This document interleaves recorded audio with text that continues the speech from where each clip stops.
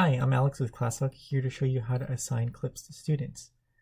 You can assign clips to students for homework, self-paced, or blended learning activities. Let's get started. First, you'll find a clip that you want to show to your students. Once you've found a clip, you're going to click the Discuss tab at the top. This will access all the discussion features on ClassHook.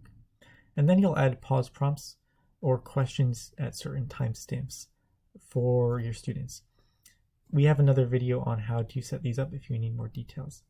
But once you've gotten all of your prompts set up, you're going to click the Assign to Students button. You're going to choose a class and then generate a link. You can roster all of your classes from Google Classroom, and we have another video on that, so take a look if you need it.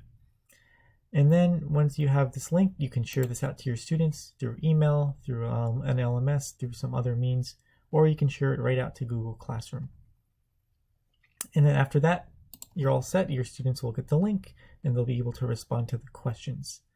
If you need to view the answers to your questions, on each pause prompt, you'll be able to click the three dots and then click View Responses. And that will show you the responses for all your students and in each of your classes.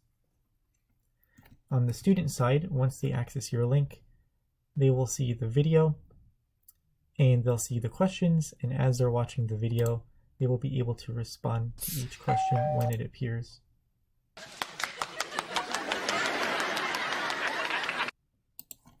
Why is he laughing?